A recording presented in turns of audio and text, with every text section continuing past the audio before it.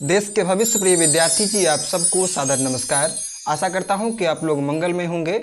आप सभी लोग अपने माता पिता के सपनों को साकार करने के लिए आज मन से पढ़ रहे होंगे। आज आपका पढ़ना अति आवश्यक है ताकि आप कल की तारीख में एक बेहतर इंसान बन सके। तो आप अपने माता पिता के लाडलों, माता पिता के लाडलियों, आप सभी मनपूर्वक पढ़ें और मनपूर्वक पढ़ करके आप लोग अपने माता पिता के नाम को रोशन करें। आप सभी जिस रास्ते से होकर के गुजरे वहाँ पर आपकी एक अलग पहचान, आपका एक अलग नाम हो। यही मंगल प्रार्थना माँ सरस्वती भगवती से आप सबके हित के लिए ईश्वर से करता हूँ। इन्हीं मंगल शुभकामनाओं के साथ एक बार पुनः हाजिर हूँ आपके बीच में 12वीं कक्षा के हिंदी संकाय के एक और अध्याय को लेकर के, जिस अध्याय का नाम है अधिनायक, जिसके रचनाकार हैं रघुवीर सहाय, जिनका जन्म 9 दिसंबर 1929 ईस्वी को लखनऊ उत्तर प्रदेश में हुआ।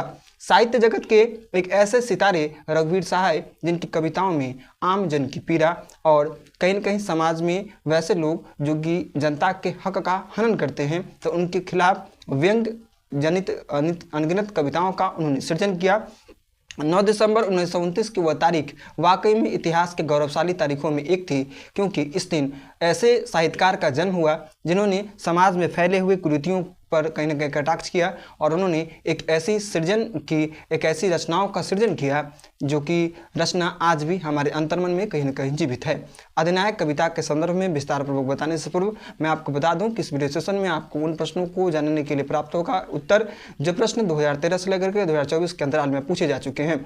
इस पाठ की शुरुआत में मैं भूमिका बताया करता था, मगर इस पाठ से एक प्रश्न पूछा जाता है। नियमित रूप से 5 अंक के प्रश्न जो होता है वो किस प्रकार रहता है, वो प्रश्न ही मैं आपके समक्ष प्रथमतः प्रस्तुत कर दूंगा। उसी में मैं आपको भूमिका बता दूंगा, अर्थात जो इस चैप्टर का पूरा सारांश जो होता है वह है। तो इस पाठ से जो प्रथम प्रश्न पूछा गया हुआ है, जो कि पूछा तो गया है बहरहाल 2015 से 2016 के एनुअल में। तो प्रथम प्रश्न है कि अधिनायक शीर्षक कविता के भावार्थ को लिखें, या फिर इस प्रश्न को दूसरे दृष्टिकोण से आपसे पूछ सकता है कि अधिनायक शीर्षक कविता जो है उसका केंद्रीय विषय क्या है, तो या फिर अधिनायक शीर्षक कविता का सारांश लिखें। तो ये तीनों प्रश्न कहीं ना कहीं मिलते जुलते ही कहे जाएंगे, क्योंकि इन तीनों प्रश्नों के माध्यम से आपसे यह पूछा जा रहा है कि इस कविता का मूल भाव क्या है, अर्थात इस कविता का मूल संदेश क्या है।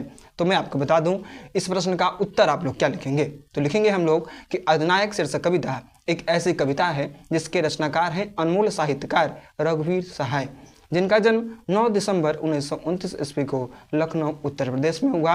और इन्होंने यह व्यंग्य कविता लिख करके समाज में व्याप्त कुरीतियों के ऊपर कहीं न कहीं कटाक्ष किया है। इन्होंने सत्ताधारी नेता जो कि सत्ता के कुर्सी पर आसीन होता है, उन लोगों को कवि ने अधिनायक कहा है। अधिनायक कह करके कवि ने उन लोगों के ऊपर कटाक्ष किया है, उन लोगों के ऊपर कटाक्ष किया है जो कि सत्ता की कुर्सी पर आसीन रहते हैं, और जिनको सत्ता की कुर्सी पर विराजमान करने वाली जनता जो होती है, उस जनता को सत्ता से पर आसीन होने का हक तो उनको नहीं दिया जाता है, बल्कि उनके ऊपर जो उनका जो वास्तविक उनका हक होता है जनता जनार्दन का, उस हक को भी हनन करने की भरपूर कोशिश की जाती है अधिनायकों द्वारा। अधिनायक जो कि राज से ठाट बाट के साथ रहते हैं, राजाओं की तरह जीवन को जीते हैं, उनके शरीर पर बेहद ही मखमली ड्रेस से सजा हुआ उनका वदन है। वहीं पर दूसरी ओर जब जिस मंच पर भाषण दे रहे होते हैं सत्तासीन नेता, उसी के नीचे किसी कुर्सी पर अथवा भूतल पर कहीं न कहीं बिना कुर्सी के ही यूं ही एक छोटे से गमछे को बिछाए एक जनता जो बैठी रहती है, वो जनता फटेहाल जिंदगी कहीं न कहीं व्यतीत करती है। इस कविता में एक पात्र का जिक्र किया गया है, जिस पात्र का नाम है हरचरना, जो कि गरीब परिवार का एक लड़का है, जिसकी जिंदगी की पीड़ा जो है वह अत्यंत भयावह है। आर्थिक विपन्नता वाले जीवन से वो अपनी ज़िंदगी को गुजार रहा है। उसकी आर्थिक स्थिति पूर्णतः प्रतिकूल है। इतना उसके पास पर्याप्त धन नहीं है कि वह एक अच्छा सा कपड़ा पहने, तो राष्ट्रीय पर्व के दिन भी वह लड़का मटमैला वस्त्र पहने धारण किए हुए है, और उसकी ज़िंदगी जो है, उसकी ज़िंदगी में जो गम जो है वह वाकई में अकथनीय अवर्णनीय है। वहीं पर राष्ट्रीय पर्व के दिन, जो कि हर एक बच्चा कहीं ना कहीं राष्ट्रीय पर्व जो रहता है, जब 15 अगस्त का जब दिन होता है अथवा 26 जनवरी का जब जो दिन होता है, तो उस दिन कम से कम हर एक विद्यार्थी जो है, और जो उसका विद्यालय का पोशाक होता है, उस विद्यालय की पोशाक को नवीन पोशाक में ज़रूर वह विद्यालय में जाता है, विद्यालय में वह पहन करके जाता है। परंतु उस दिन भी कहीं न कहीं उसके बदन पर एक बेहतर कपड़ा, एक अच्छा कपड़ा उसके शरीर पर नहीं है, इसलिए क्योंकि उसकी आर्थिक स्थिति हर की प्रतिकूल है। और उसकी आर्थिक स्थिति प्रतिकूलता का मूल कारण कविता के जो कवि जो हैं रघुवीर सहाय, उन्होंने सत्तासीन नेता जो कि अधिनायक के रूप में हैं, उनको उन्होंने दिया है।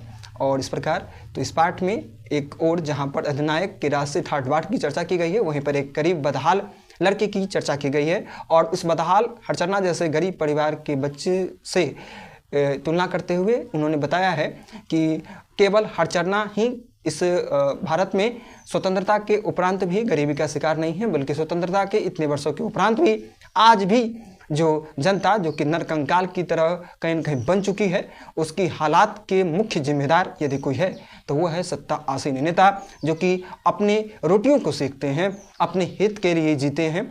उनको तो जनता के हित के लिए चुना जाता है, मगर सत्ता के कुर्सी पर विराजमान होते ही वो अपने मूल कर्तव्यों से को भूल जाते हैं, और मूल कर्तव्यों को भूल करके वह केवल और केवल अपने उद्धार के लिए जीता है, न कि जनता के हित के लिए जीना वह ज़रूरी समझते हैं।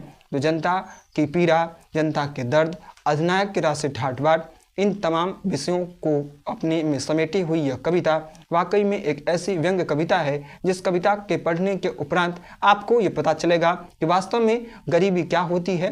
वास्तव में हमें इस कविता को पढ़ने के उपरांत ये पता चलता है कि जिस सत्ता की कुर्सी पर आसीन नेता को हमने उसको नेता के काबिल बनाया, हमने उसको उस कुर्सी पर बैठने काबिल बनाया, वही व्यक्ति हमारी कुर्सियों को छीन रहा है, अर्थात हमारे प्लेट से हमारे 2 वक्त की रोटी को छीन रहा है। तो यही इस कविता का मूल संदेश है, मूल भाव है।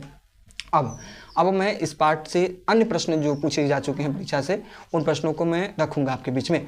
इस प्रश्न का उत्तर जो प्रीवियस अभी जो मैंने आपको बताया जस्ट, वो प्रश्न का उत्तर थोड़ा लॉन्ग था, इसलिए क्योंकि वह 5 अंकीय प्रश्न है। तो आपने जो बातें सुनी हैं उन बातों को आप लिखिएगा भी। देखिए जो प्रश्न सुन रहे हैं उन प्रश्नों को कॉपी पर नोट करके लिखिए, ताकि आपको वो प्रश्न सदा के लिए स्मरण हो जाए। एक तो वीडियो सेशन में जो वीडियो का जो कहीं न कहीं मिनट होता है वो काफ़ी कम होता है, उसमें भी यदि आप लोग भगाएंगे दौड़ाएंगे वीडियो को और जब प्रश्न नहीं बनाएंगे तो देखिए वीडियो देखने का कोई औचित्य नहीं रहेगा। हिंदी को लाइटली लीजिए, यह स्कोरिंग सब्जेक्ट है और इस सब्जेक्ट में भी आप लोग बेहतर अंक अर्जित कर सकते हैं, बशर्ते आपकी तैयारी मजबूत रहे। आप जितने ज़्यादा स्ट्रॉन्ग बनेंगे ना, जितनी ज़्यादा मेहनत करेंगे परीक्षा में, उतना ही आपको काम आएगा। इसलिए समय का सदुपयोग कीजिए, डिस डैट गैट मैट मत कीजिए, समय जो है उसका सदुपयोग कीजिए। आज लफुआगिरी कीजिएगा, आज समय का दुरुपयोग कीजिएगा, घंटों इंस्टाग्राम पर चैटिंग में मशगूल रहिएगा तो चैटिंग बॉक्स में मशगूल होने का आपको कोई जॉब नहीं दिया जाएगा भविष्य में आपको अपने पाँव पर खड़ा होना होगा।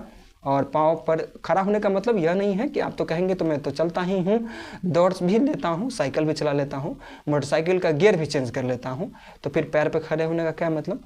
तो इतने भी भोले आप लोग नहीं हैं। पैर पर खड़े होने का मतलब यह है कि एक दिन आपके माता पिता आपको कहेंगे कि बाबू आपका जो मेरे साथ जो रिश्ता रहा है वो इतने ही दिनों का रहा है, बस इतना ही संग था तुम्हारा हमारा।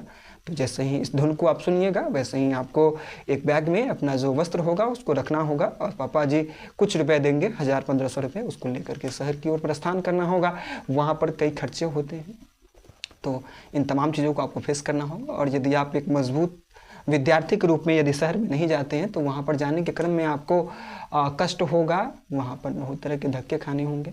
अगर आपकी योग्यता यदि उस काबिल नहीं है तो आपको वह काम दिया जाएगा जो काम कहीं न कहीं आपके लिए कहीं न कहीं असहज होगा।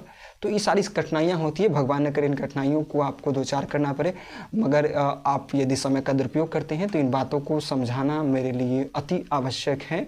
लड़कियों की ज़िंदगी में भी संघर्ष है, मगर लड़कियों की ज़िंदगी से दोगुना संघर्ष है, क्योंकि आपको एक दिन अपने परिवार को संभालना है।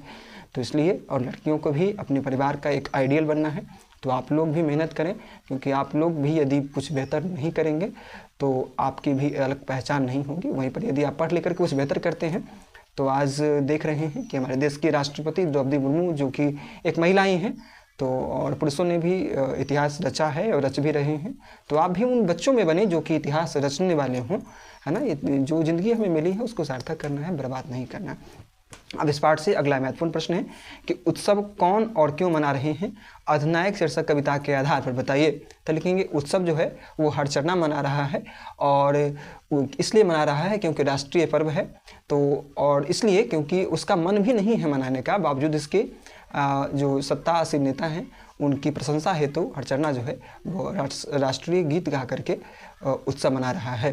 तो हरचरना उत्सव मना रहा है और इसलिए मना रहा है क्योंकि राष्ट्रीय पर्व का अवसर है। अब इस प्रकार इस पाठ से अगला में इंपॉर्टेंट प्रश्न है कि डरा हुआ मन बेमन जिसका बाजा रोज बजाता है, यहाँ बेमन का क्या अर्थ है। तो लिखेंगे यहाँ बेमन का अर्थ है बिना मन के, और बिना मन के हरचरना जैसे गरीब बच्चे जो हैं वह अधिनायक का गुणगान गा रहे हैं।